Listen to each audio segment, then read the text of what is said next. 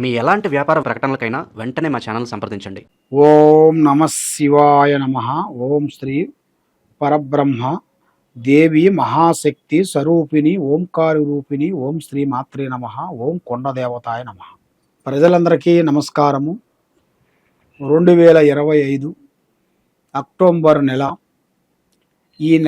ఈ నెలలో ఈ 12 రాసులకి ఎలా జరుగుతుంది, ఎలా జరగబోతుంది, ఎలా ఉందనేది, స్థితిగతులు ఎంతవరకు వచ్చినాయనేది మనం ఈరోజు చెప్పబోతున్నాం. మరి జాతక బలము, జీవిత బలము, స్థాన బలము, పూజ బలము, యోగ బలం. మరి ఈ 12 రాసుల్లో ఉండవలసిన వాళ్ళందరికీ శని మహాదశ ఎంతవరకు వచ్చింది, గురు బలం ఎంతవరకు వచ్చింది, రావు దశ ఎంతవరకు వచ్చింది, కేతు దశ ఎంతవరకు వచ్చింది, ఈ 12 రాసుల్లో ఉండవలసిన వాళ్ళకి ఈ అక్టోబర్ నెలలో ఏమి జరుగుతుంది, ఏమి జరగబోతుంది. కాబట్టి ఎన్నో రోజుల నుంచి వీళ్ళు అనుకున్న పనులు కొన్ని కాకోకుండా, చేతికాటుకు వచ్చినాయి కొన్ని చేజారిపోవటం, అనుకున్న ఉద్యోగాలు ఎంత ట్రై చేసినా కాకోకుండా, పెళ్ళిళ్ళు ఏది ఆలోచించినా ఎంత ట్రై చేసినా పెళ్ళిళ్ళు కాకోకుండా, కళ్యాణాలు కూడా దగ్గరికి వచ్చి దూరం కావటం, సంతాన భాగ్యంలో కూడా బ్రేకు కావటం, ఆరోగ్య సమస్యలో కూడా చాలా వరకు ఇబ్బందులు పడటం. మరి వీళ్ళు ఏ కార్యక్రమం అనుకున్నా, ఏ పని అనుకున్నా కూడా ఆ పని చేతికాడుకు వచ్చి చేజారిపోవటం. మరి గవర్నమెంట్ డిపార్ట్మెంట్ కానీ, హోమ్ డిపార్ట్మెంట్లో కానీ, రెవెన్యూ డిపార్ట్మెంట్లో కానీ, రియల్ ఎస్టేట్లో కానీ కొన్ని ప్రమోషన్లు, కొన్ని చేయాల్సిన కార్యక్రమాలు ఈ నెలలో ఎలా ఉన్నాయి, ఎలా ఉండబోతున్నాయి, మరి వాళ్ళు ఏ శాంతం చేస్తే వాళ్ళకి ఆ సమస్య అనేది తీరిపోతుంది, మనశ్శాంతి అనేది వాళ్ళకి ఎలాగ నిలబడుతుందో అనేది మనం ఇప్పుడు ఈ 12 రాసులకి స్థితిగతులు ఎలా ఉన్నాయా అనేది చెప్పబోతున్నాం. ఓం నమ శివాయ. అక్టోబర్ నెల తులరాశి ఫలితాలు. ఈ తులరాశిలో ఉండవలసిన వాళ్ళకి అద్భుతమైన విజయాలు రాబోతున్నాయి. వీళ్ళు పట్టిందల్లా బంగారం. ఏ కార్యక్రమం పట్టుకున్నా కూడా విజయం. కానీ ఎంతలా కార్యక్రమం చేయాలనుకున్నా కూడా వీళ్ళు ఎక్కువ శాతం డేరు ఎక్కువగా చేరు. అంటే ధైర్యం ఉంటుంది. కాబట్టి ఎందుకులే మనకి అంత ఫాస్ట్గా వెళ్ళటం, దెబ్బతింటాం ఎందుకనేట్టుగా వెనక ముందు ఆలోచన చేస్తుంటారు. కాబట్టి ఇలా గతంలో ఎన్నో బాధలు పడ్డారు.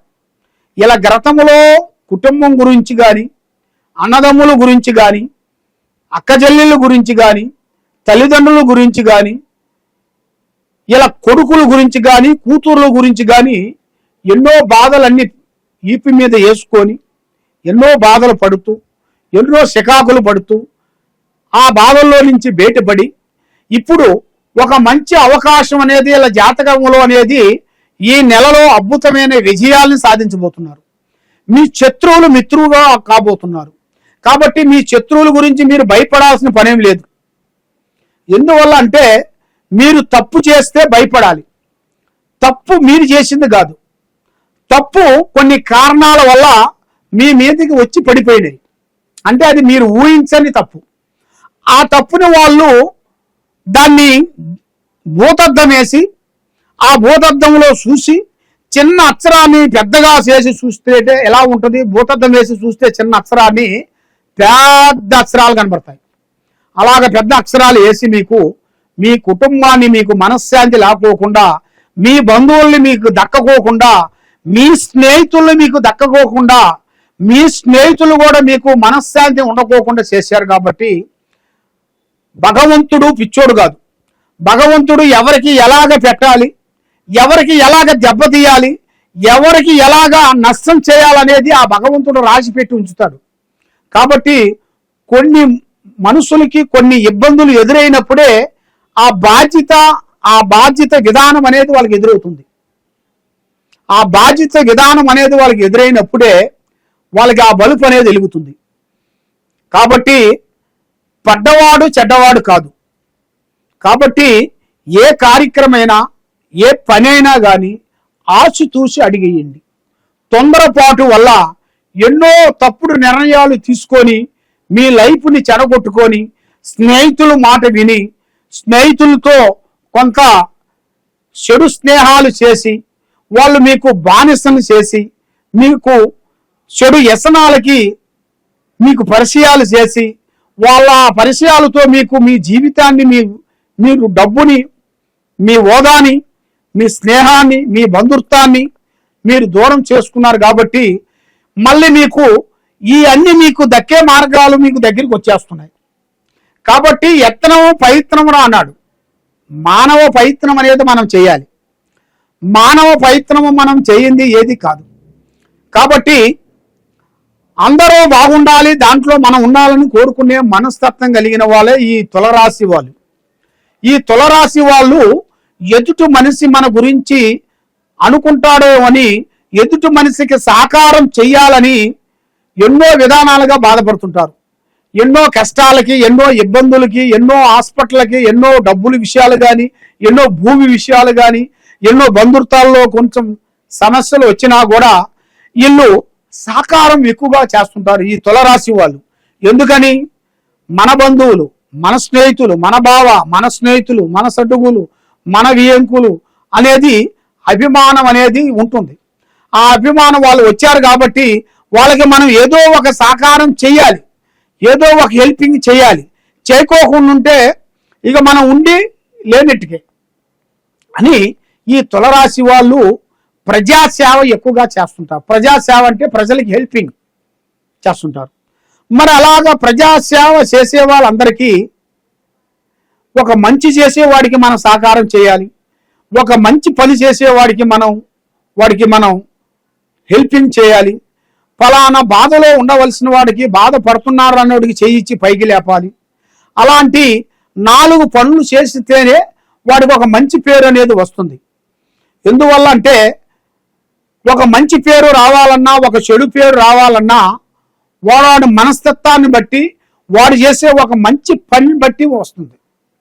వాడు మంచి పనులు 10 చేసి ఒక పని చెడు చేసినా కూడా అది అమల్లోకి రాదు.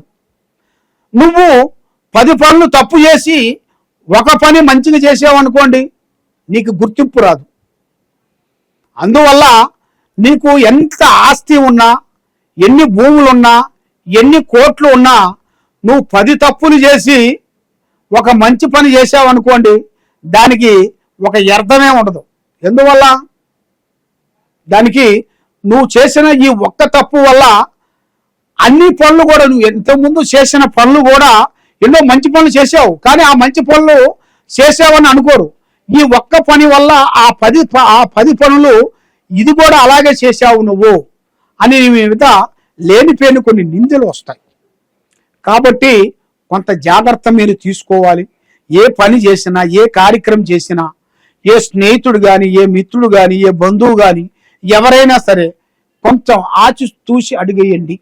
తొందరపాటు వల్ల ఎన్నో నిర్ణయాలు, తొందరపాటు వల్ల ఎంతో నష్టాలు. మనం డ్రైవింగ్ చేస్తున్నావు అంటే మనం కొంచెం స్లో అయ్యాము అనుకోండి, మనకి ఆ గండంలోంచి బయటపడతాం. అదే కొంచెం స్పీడ్ పెరిగామనుకోండి, లేనిపోయిన సమస్యలు పడిపోతాం. దాన్ని మనం కంట్రోల్ చేయలేం. అదే మనకి మీడియమైన స్పీడ్లో ఉంటే దానికి ఏ విధంగా కంట్రోల్ చేయగలుగుతాం. అదే విధంగా మన లైఫ్ కూడా అలాంటిదే. తొందరపాటు ఉండద్దు, నిదానం ఉండకూడదు, అంత పాజిటివ్ ఉండకూడదు, మీడియంలోనే పోవాలి. అదే లైఫ్ అనేది. ఆ లైఫ్ గురించి తెలుసుకున్నవాడే ధన్యుడు. కాబట్టి మీరు ఏ కార్యక్రమం చేయాలనుకున్నా, ఎక్కడ పోవాలనుకున్నా పెద్దవాళ్ళ ఆశీర్వాదం చాలా ఇంపార్టెంట్. పెద్దవాళ్ళని గౌరవించండి, వృద్ధుల్ని గౌరవించండి.